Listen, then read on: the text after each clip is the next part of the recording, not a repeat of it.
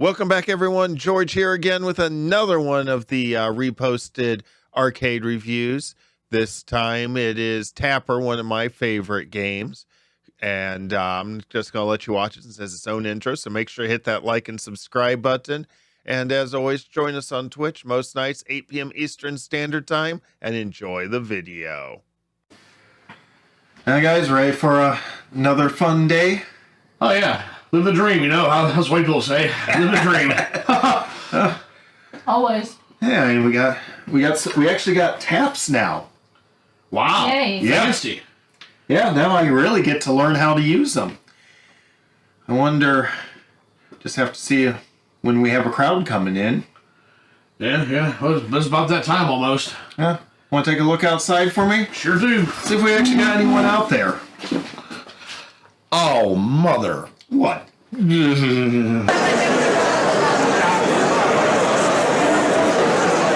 Ah, shit. I'm out. No, No, we're staying. We're staying. Oh, no. You guys, I depend on you guys to be here. I can't guarantee any of them are going to tip me. Don't leave them alone with him. But, honey, it's a lot of people. What the hell are they even doing out there? There's people out there in sports gears and other in zombie outfits. No, it's an alien. Are those furries? Oh, God, this is going to be one of those nights. I see frat boys out there. What is this, acronym? Marky. Might want to start filling them up.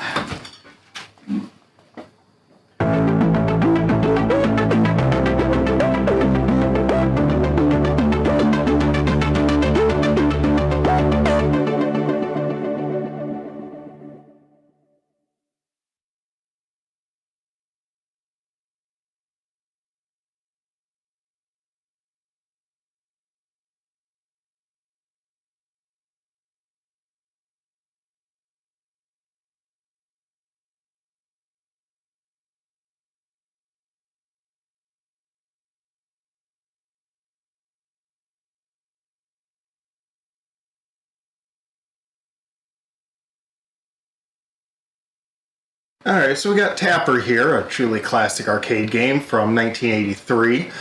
Find that it has a lot of different gameplay elements from later ones. One of the biggest is you don't get unlimited lives. You know, later games you could keep popping quarters in. This game, well, once you run out of lives, it's game over. You can put in more quarters and try again, but who knows. But if you're good enough, you can play pretty much forever. And actually, insanely high scores can be achieved. The world record is nearly 15 million, set by William Rosa, who is actually from here in Ohio.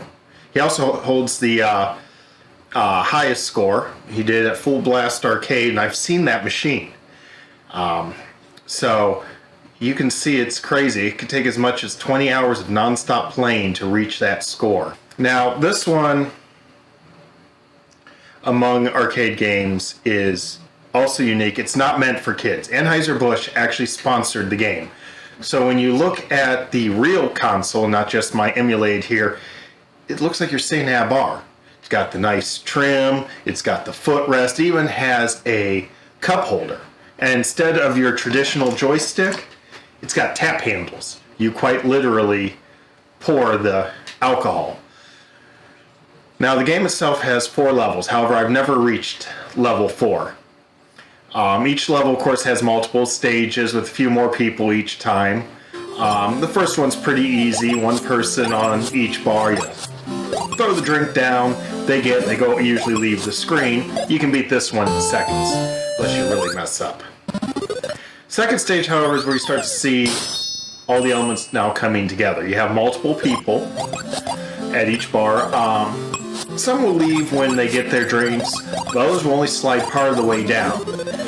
And then they'll stop, drink, and they'll throw their beer back, or their empty glass back down to you. And you gotta catch it. If you drop it, it's over. They may also leave tip for extra points. Yes, stop for a PSA.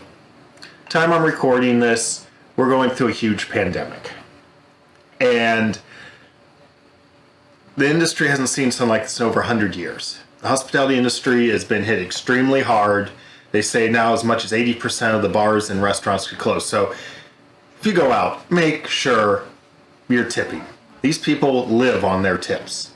Now, I know that as a DJ, doing these arcades, you definitely, make sure you're taking care of them.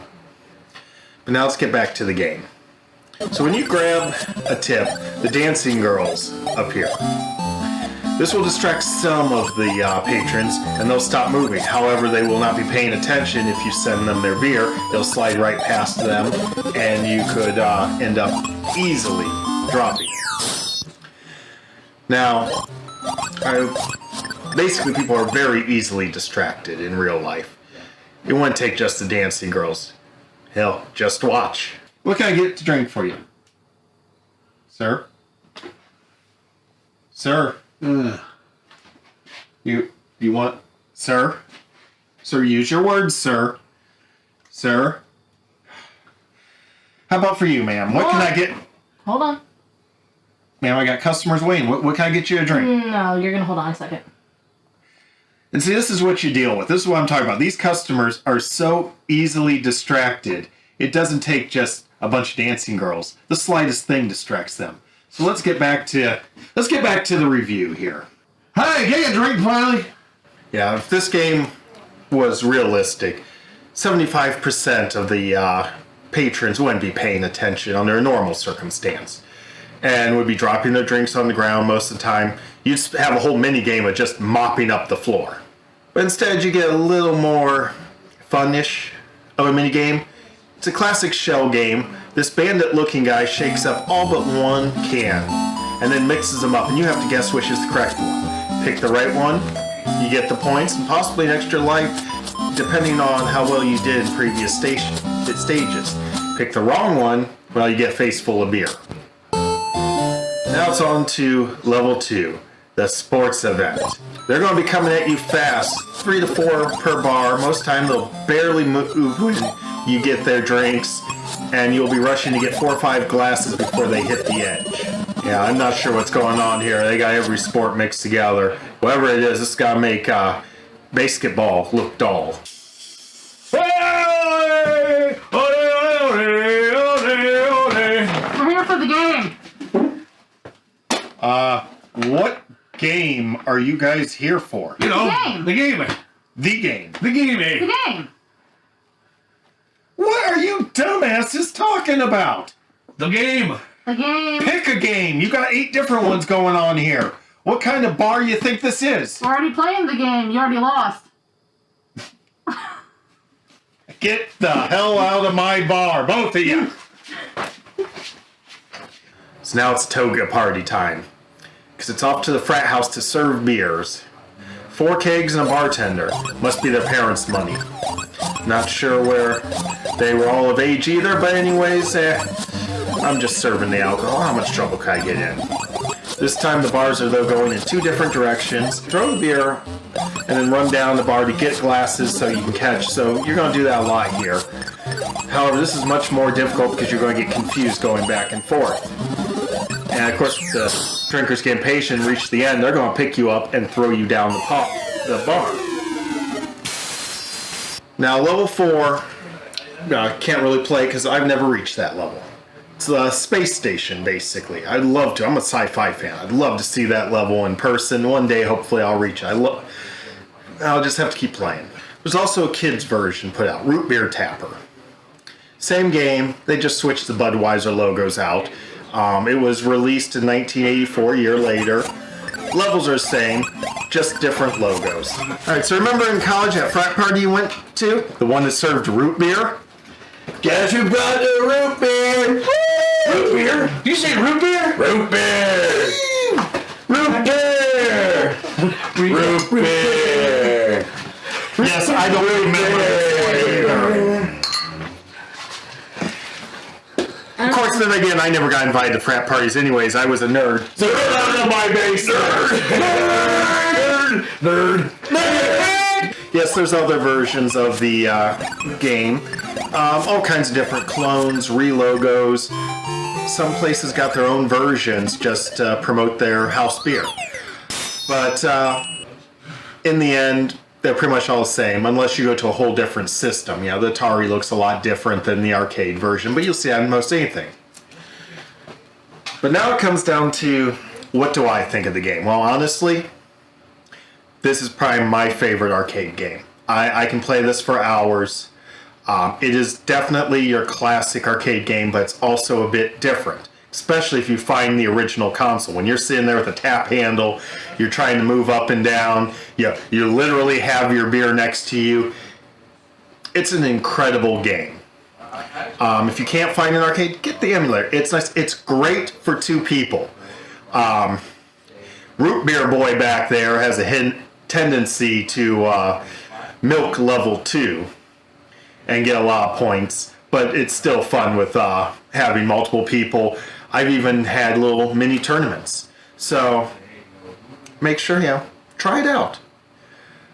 In fact, while you still watch this, go find the game. No, wait, before you go find the game, make sure that you like, subscribe, and all that good stuff to their channel. Help spread the word, and to make sure to check out on our Patreon. The link's down in the bottom. As you see, they're still too hopped up on their root beer in there. Lightweights. And we'll see you in the next review.